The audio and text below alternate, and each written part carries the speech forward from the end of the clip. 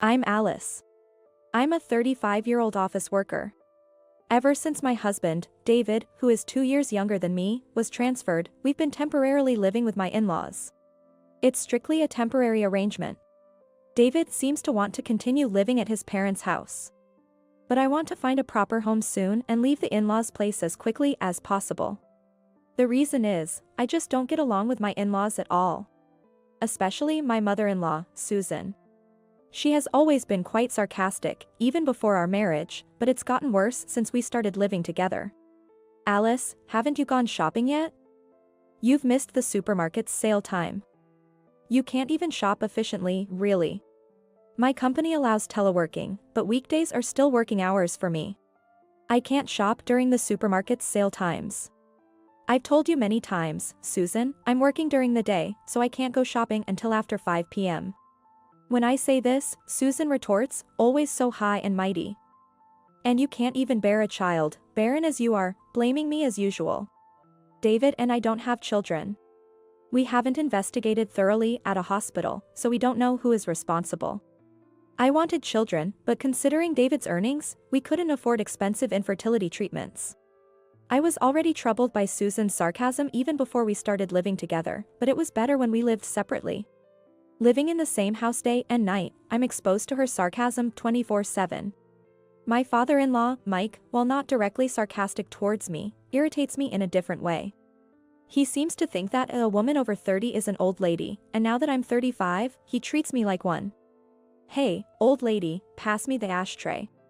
Why are you wearing a skirt? No one wants to see an old lady's legs. If I'm an old lady, what does that make him at 60? I want to retort. I'm not the type to take things lying down, so each time my in-laws are rude to me, I talk back. But this leads to being labeled as disrespectful, and our relationship worsens. The atmosphere at home has become constantly tense, and I'm feeling the limit of living together. However, David has been busier with work since the transfer, with more weekend work and business trips. So we haven't been able to discuss moving out. Alice, I have another business trip this weekend. Again? You just had one. Your new branch sure requires a lot of travel. His previous workplace had overtime but hardly any weekend work or business trips. Can't help it, right? The job changes with the workplace. True, but it's changed too much. Because of this, we haven't been able to look for a place to move out, even though it was supposed to be a temporary stay at the in-laws. What if we end up living here indefinitely? I'm scared of that. But one day, I was taking laundry out of David's bag when he returned from a business trip, and I found a piece of paper in the pocket. It was a receipt for an online reservation from a travel site. I thought it was a flight and hotel reservation for his business trip, but when I looked, I was shocked. There, I found a printed reservation for a hotel stay that included tickets to a theme park. And it was for 2 people. The date was yesterday. Meaning, it was the same day David was supposedly away on a business trip. Of course, David's company doesn't have any dealings with theme parks. They deal with seafood, which, yes, is related to the sea, but that's irrelevant. In other words, David pretended to go on a business trip but actually spent 2 days at a theme park. The reservation for 2, it's safe to assume he went with a woman. As I stood there in shock, I could hear David humming in the bath. It's a world of laughter. It's a theme song of a well-known attraction. He must be humming it naturally, recalling his time at the theme park. Though I'm sure that attraction isn't at the park he visited. But it seems on a fun, illicit trip like that, the attractions don't matter. I was furious and thought about confronting David in the bath. But just then, David's phone rang. Out of sheer irritation and lacking calm judgment, I answered the phone in anger. Hello? I heard a young woman's voice for a moment, and then the call abruptly ended. No way. I was certain. The call just now had to be from the woman who went to the theme park with David. In other words, David's mistress. When she heard a woman's voice, she must have panicked and hung up. I checked the call history on David's phone. David isn't very security conscious, so he hardly sets a complex password. Guessing it's probably his birthday in 4 digits, I hit the jackpot. The phone unlocked immediately. But looking inside his phone made my head spin. The phone was brimming with undeniable evidence of his affair. The photo gallery was filled with selfies he took with a young woman, all taken on dates when David was supposedly on business trips or working on weekends. To leave such explicit photos, he was being recklessly careless. Checking the call history again, I saw Emily listed, so I searched for the same name in the SNS friends list and opened their chat. David, I love you. I can't wait to become your wife. This woman, Emily, seemed to be hoping to marry David. A homewrecker? Is she a homewrecker? While I was agonizing, David came out of the bath. I feel so refreshed. As he casually dried his head with a towel, I confronted him. Refreshed? What part of you is refreshed? It seems you've been quite refreshed in various ways, haven't you? Who's Emily? Oh. David was visibly shaken when I suddenly mentioned his mistress's name. So it's true. You lied about business trips and were actually traveling alone with a woman named Emily. I can't forgive you for all these lies. How did you, what the? I showed him the evidence on his phone. This phone has all the evidence I need. You snooped through my phone? That's a violation of privacy. A man who cheats and has such a lack of moral sense complaining about privacy invasion is laughable. If you didn't want it to be seen, you should have set a better password. Before getting married, I made a promise with David. That promise was to never cheat. If either of us cheated, it would be an instant divorce. I declared that to David. Of course, I still feel the same way. I can't continue a married life with a man who goes after other women. Let's get a divorce. When I said that, David surprisingly just nodded in agreement. Yeah, I guess so. It was unexpected. I thought he would resist more. Was he prepared for a divorce as soon as his affair was discovered? I'll prepare for paperwork tomorrow. You explain things to your parents. All right. David's agreement was unexpectedly easy. But once I've made a declaration, I can't and won't take it back. So this is goodbye to married life. I felt a tinge of sadness. The next day, I went out early in the morning to prepare the divorce papers and to run some errands. When I returned home, it was already late at night. There, my husband and in-laws were waiting for me. You finally came back. I was wondering where you've been wandering off to. Susan started with her sarcasm as soon as she saw me. Since David is here, they must already know about his affair and the divorce. Shouldn't they apologize or say something before making sarcastic remarks?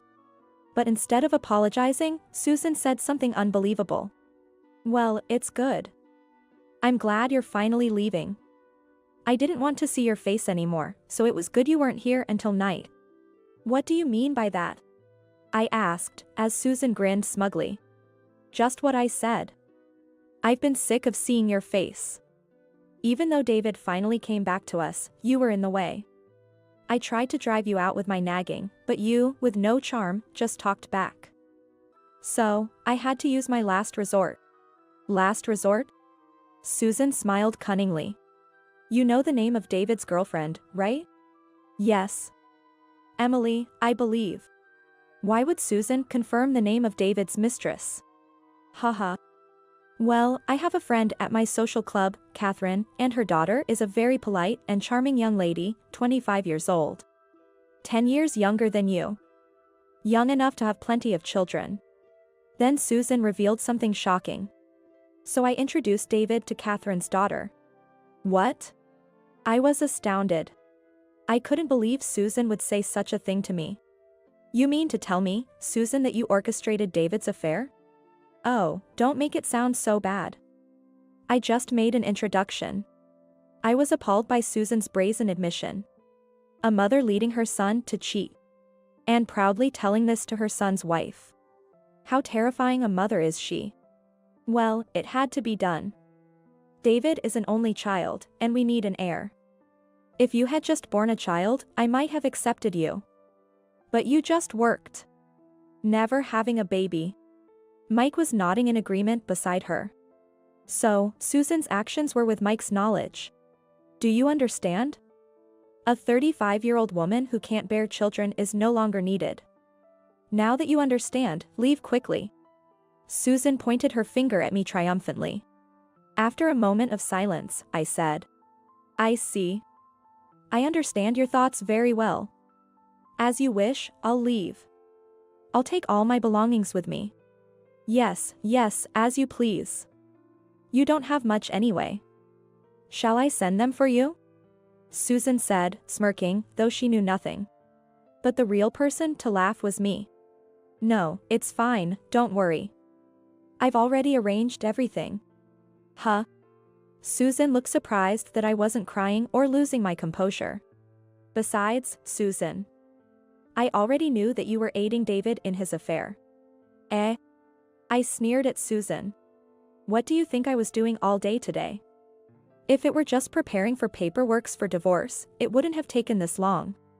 I spent the entire day arranging the move and meeting with Emily. What? Wait, you met with Emily? David asked in a panic. What's it to you? Did you think I wouldn't have a word with her after being cheated on right under my nose? When I checked your phone yesterday, I made sure to take down her number. I spoke with a sense of resolve. Poor Emily, though. When I called her saying, I'm David's wife and I'd like to meet, she was so shocked. Apparently. You lied to her about being single. I told her everything. David, Susan, and Mike were stunned. They never imagined I would do all this in just one day. Emily was so upset when she realized she was the other woman without knowing it. Catherine was furious too, with you too. She even talked about suing you two for marriage fraud. I felt so sorry for her that I promised to help her in any way I could. What? David was trembling. Susan was equally shocked. Since Emily was so unwittingly involved, I've decided not to demand any compensation from her. Instead, I'm going to increase the amount of compensation from you, David, and you too, Mike and Susan. Compensation? Why should we pay compensation? Mike blurted out in panic. David alone would be one thing, but we are not involved. It seems they expected their son to pay compensation for his affair, but they never dreamed they would be asked to pay as well. Thinking they could benefit without any consequences? There's no such convenient story. Of course, you are. The mental anguish from your harassment as in-laws is reason enough for compensation, don't you think? I smiled dismissively, and Mike fell silent, grumbling. And have you forgotten my profession? I work at a law firm. I'll consult with Michael, the head attorney, and see how much compensation we can extract. Of course, I had already contacted Michael at the law firm where I work earlier today. What? Then, the sound of a car stopping at the front gate was heard. Ah, they're here. Hey, there, moving service. I smiled broadly and headed to the entrance. Thank you for coming so late, sorry for the sudden request. No problem, we had a slot open for the night service. It worked out well for me too since I finished my errands late.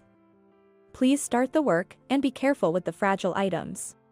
As I invited them in, several movers entered the house, starting to pack up my belongings. Wait a minute. Following my instructions, the movers efficiently packed my belongings. Not just my clothes, books, and computer, but also the appliances from the living room and kitchen. Hey, you guys, don't take that. That's ours. Nope, these are all mine. I brought them into this house when I moved in with David. When David and I initially moved in, the in-laws' house only had old appliances. As someone who loves gadgets, I couldn't bear it and brought my own appliances from my previous apartment. Now, Susan had grown accustomed to them, mistakenly thinking they were theirs. The robot vacuum, cordless cleaner. The fancy oven that could do various types of cooking. The IH cooking heater, the negative ion hairdryer, and the espresso machine. You're planning to take everything away. How greedy. Susan lunged at me, but David stopped her. Mom, it can't be helped. But all those things belong to Alice. It seemed David had resigned himself. However, Susan wasn't ready to give up yet. You can't go back once you've experienced the efficiency of modern appliances. If you're dissatisfied, you can always buy new ones, right? Although, After paying the compensation, I doubt you'll have the money for luxury appliances. While this was happening, the movers kept carrying out my directed belongings to the truck, and then they got into the truck. Please take these to the address of my new place. I'll be right there. I watched as the moving truck drove off, then got into my car. Of course, this car was also mine. Where is that truck going? David asked. Where? To my apartment, of course. The one I lived in before you were transferred. The apartment I bought when I was single was put up for sale with a real estate agent when David got transferred. However, because the asking price was too high, it never sold, and I still hadn't let it go. The agent kept suggesting to lower the price, but I'm glad I didn't. Who would have thought it would come to this? I fastened my seatbelt and chuckled. But maybe deep down, I anticipated this. David looked confused. Because I set the selling price higher than the market value to ensure it wouldn't sell. So that I could always return to the apartment. David collapsed to his knees when he heard my words. You heartless woman. I was pushed over by Susan, who charged at me while yelling, taken off guard by my victory. As I groaned in pain, Susan tried to throw a cutting board at me for further attack. Suddenly, a black figure collided with her. And with a cry of, ugh, she fell to the ground. Thank you, Midnight. I held onto the stray cat, Midnight, as I quickly got into the moving truck and sped away from Susan. I don't know why Midnight was there, but given his strong sense of justice, he must have come to rescue me. I'll give him some treats later. Afterward, David and I divorced. My law firm filed for compensation from David and his parents. Michael, the head attorney, took the case for almost no fee, using it as practice for the young associates. Even with a young lawyer in charge, I felt secure with Michael's support. Michael himself took on Emily's lawsuit. Given the severity, he's pursuing both criminal and civil charges. It's been a while since he's dealt with a criminal case, so he's eager. After paying the compensation to Emily and me, David's parents will probably have to sell their house, and that still might not be enough. The thought of those three facing a life of debt and poverty almost makes me smirk. Now single, my life without dishonest David and his parents feels like heaven in comparison. For a while, I'll enjoy a carefree single life in my apartment with Midnight, the stray cat I brought with me.